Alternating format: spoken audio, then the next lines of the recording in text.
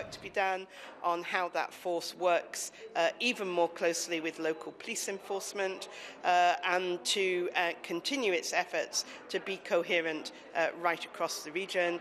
The United Kingdom is very pleased to contribute to financial support for the force and to contribute in capability terms.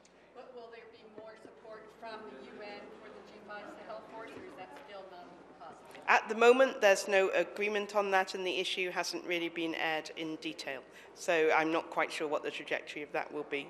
Ambassador, is there any update regarding the situation on North Korean workers and their repatriation? That's a good question. Thank you very much. As you know, the Security Council passed a resolution calling on all member states of the UN to repatriate the workers by the end of this year, 2019. These are overseas workers who bring in some $800 million a year to the North Korean economy, so naturally they are a challenge to the sanctions regime. On 22nd of March was the deadline for countries to have reported on their efforts. We understand that only some 15 to 20 member states of the UN have actually done that reporting. Obviously, that's disappointing. We want to get that rate up. As I said, it's a very important piece of sanctions and of keeping the pressure up on North Korea. So we will be discussing with our close partners how best to get that momentum and get the reporting down. But in general terms, the most important thing is that North Korea understands that she needs to take concrete steps on denuclearization rather than the purely declaratory measures that we've seen so far.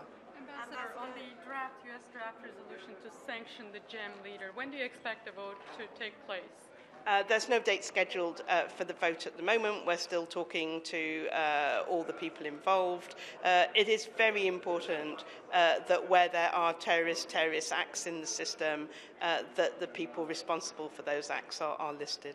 Ambassador, the Chinese report on the foreign workers, the DPR workers, didn't include any figures. Will you be pushing them to submit some figures? As I was saying, it's a very important part of the sanctions regime and of the pressure regime, and we want the maximum amount of information so that we can take this forward and get a proper rhythm of reporting and implementation by the end of the year. So we'll be talking about that in the Security Council over the coming days. And what does Britain know about the conditions for these workers?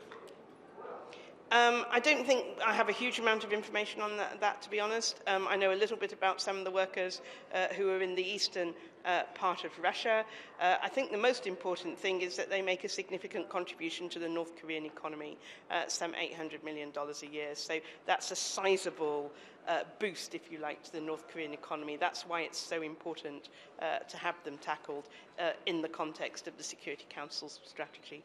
Thank you. When would you be taking that topic up? You said the next few days, and under what format? No date set at the moment. Okay. Thanks very much, everybody. Thank you. Thank you very much.